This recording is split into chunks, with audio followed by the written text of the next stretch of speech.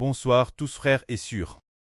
Ce soir nous allons parler du thème central de la vie, qui est notre foi doit être ferme.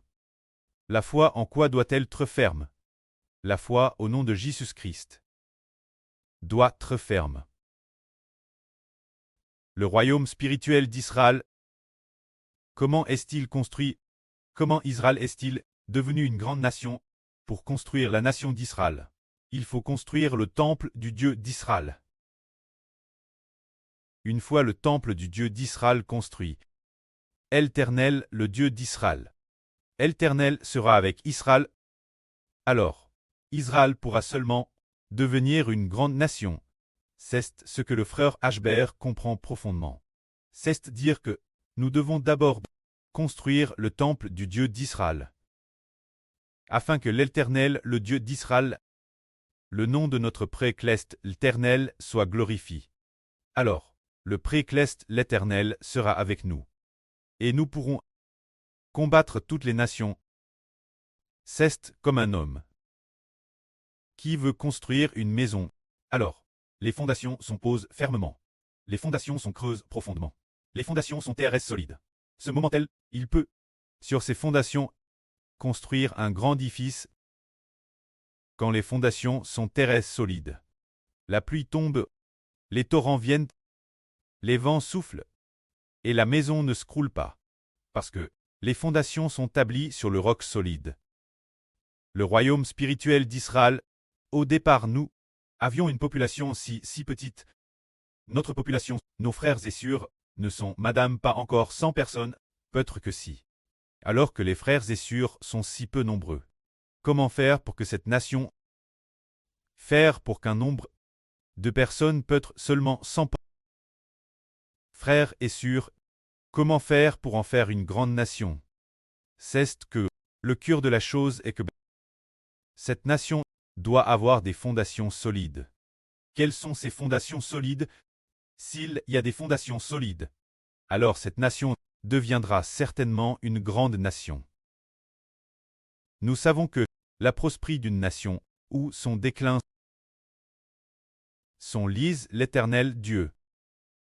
Laïs l'Éternel qui a créé l'univers. Dans les temps anciens, Dieu avait dit prophétis. Le précleste a prophétisé ainsi. L'avenir Jacob prendra racine. Israël poussera des bourgeons et fleurira.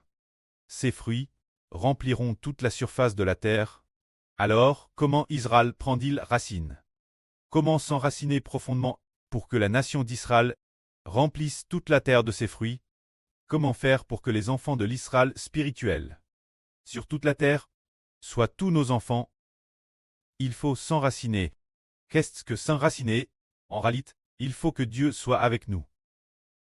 Il faut que le précleste, l'Éternel, soit avec les enfants d'Israël. Alors, cette nation pourra prospérer. Alors comment le précleste peut-il très avec nous? Comment s'enraciner? Frères et sœurs, nous découvrons comment Dieu est-il avec Israël. Comment Dieu est avec Israël? Alors parlons d'abord de l'Israël antique, pour que Dieu soit avec eux. Ils ont construit le temple de Dieu. Ainsi, ils ont déplaqué l'arche dans le temple de Dieu. Au début, c'était la tente de Dieu. Ils ont dressé le tabernacle de Dieu. Ainsi, le tabernacle de Dieu, au milieu des Israélites, symbolisait la présence de Dieu avec les Israélites. Mais, cette époque dans le désert, les Israélites se déplaçaient partout. Ainsi, l'arche de Dieu ne pouvait demeurer que dans le tabernacle.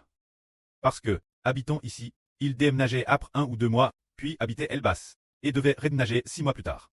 Ainsi, le tabernacle de Dieu n'était pas stable, toujours déplaqué d'un endroit à un autre. Plus tard est venu le temps de Salomon. Est venu le temps où Salomon, le fils de David, a construit le temple de Dieu. Alors, le royaume d'Israël s'est affermi et est devenu prospère. Cette époque, toutes les nations venaient l'adorer. Alors, pourquoi après avoir construit la tente de Dieu? Après avoir construit le temple de Dieu, le royaume d'Israël s'est-il affermi, est devenu prospère, et toutes les nations sont-elles venues l'adorer? En réalité, une fois le temple construit, des prêtres servaient Dieu dans le temple. Cela qui valait ce que Dieu soit avec Salomon et avec les Israélites. Ainsi, Dieu a accordé la paix la nation d'Israël, et toutes les nations venaient l'adorer. Aujourd'hui, nous parlons de l'Israël de la Nouvelle Alliance. Comment devrions-nous faire pour que Dieu soit avec nous? Comment l'Éternel est-il avec la nation d'Israël de la Nouvelle Alliance? Nos frères et sœurs comprennent tous que, si nous voulons que Dieu soit avec nous, moins que nous ayons la bénédiction d'honorer le nom d'une personne à cette personne, c'est Jésus-Christ.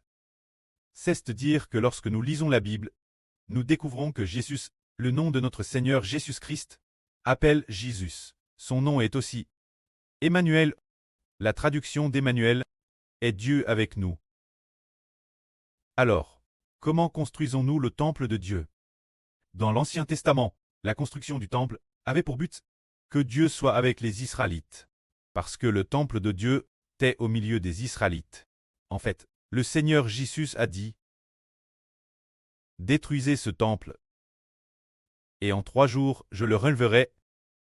Le Seigneur Jésus-Christ parlait de son corps comme du temple. Une fois que le Christ est ressuscité des morts, Dieu a habité pour toujours dans le Seigneur. Et maintenant le Seigneur est assis à la droite de Dieu. Alors, nos frères hébreux et nos frères et sœurs, sur cette terre, comment faire pour que le temple de Dieu habite au milieu des Israélites? Car l'alliance a déjà été établie, Dieu a placé sa puissance dans le Seigneur Christ.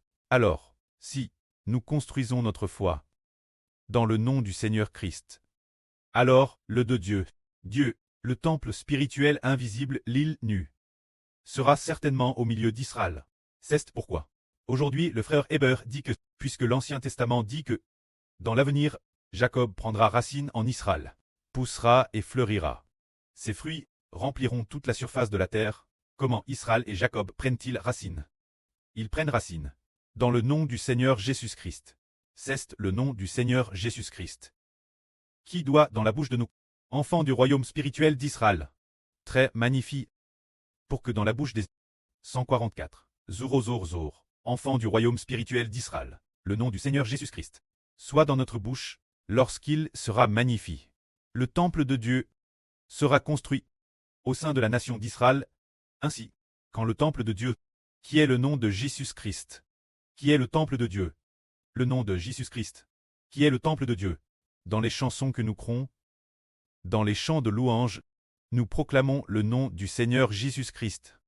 Pour glorifier Dieu, proclamez au nom de Jésus-Christ, afin que Dieu soit glorifié.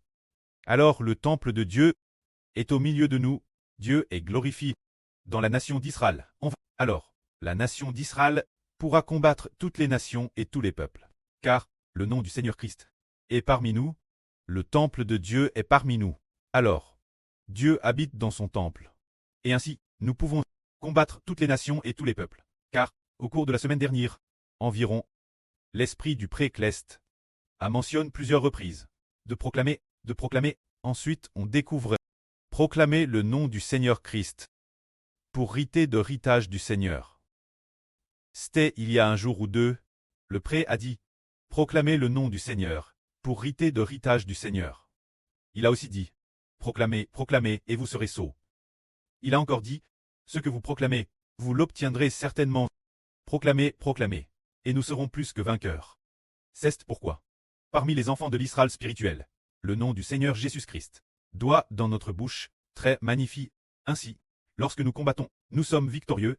Cet après-midi, le frère Héber a pris un moment. Pendant la prière, le frère Héber à plusieurs reprises, dans chaque phrase, invoque le nom du Seigneur Jésus-Christ.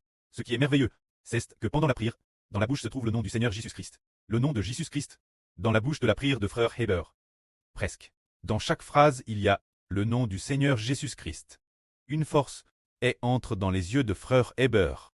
Une force puissante entre dans ses yeux, permettant frère Héber de vaincre l'ennemi. C'est parce que le nom du Seigneur Christ est grand dans la bouche de frère Héber. Dieu t'est avec frère Héber. Et le pré-cleste a fait alliance pour que frère Héber réoive le nom du Seigneur Jésus-Christ. Alors, le nom du Seigneur Jésus-Christ est notre héritage. Nous disons, comment le nom du Seigneur Jésus-Christ pourrait-il traiter notre héritage? Car le Saint-Esprit dit ainsi.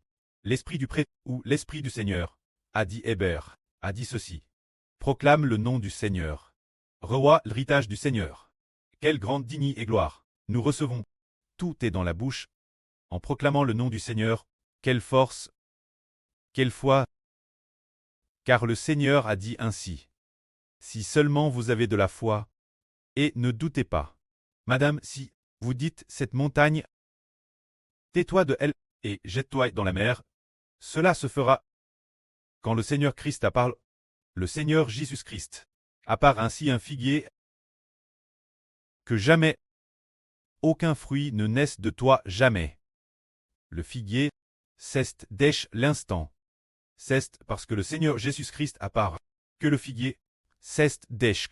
Alors d'autres, les gens disent, le figuier peut-il se décher? Si quelqu'un dit, figuier, déchez-toi, alors, s'il n'a pas foi au nom de Jésus, sans foi, il ne se déchera pas.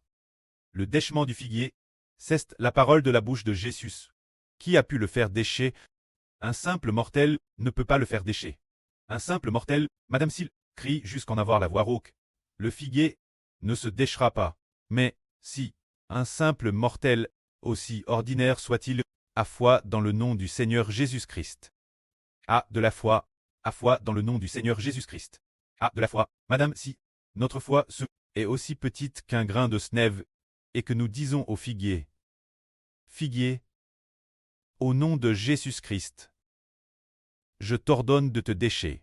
Si nous avons foi au nom du Seigneur Jésus-Christ, alors, c'est comme si le Seigneur Jésus-Christ ordonnait lui-même au figuier de se décher car, dans le Seigneur Jésus-Christ, il y a le vrai Dieu Yahvé, la puissance de Dieu. Le Précleste a fait alliance de placer la puissance du vrai Dieu dans le Seigneur Christ, afin que tous ceux qui, en le nom du Seigneur Jésus-Christ, ont foi, ce qu'ils déclarent, ils l'obtiennent par le nom du Seigneur Jésus-Christ.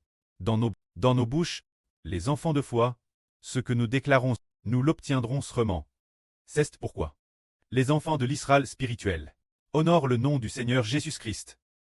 Le nom du Seigneur Jésus-Christ est la portion de notre couple, est notre héritage, est la gloire que nous recevons, est notre bénédiction de devenir prêtre, est notre puissance de résurrection d'entre les morts, est ce qui fait de nous des fils de Dieu.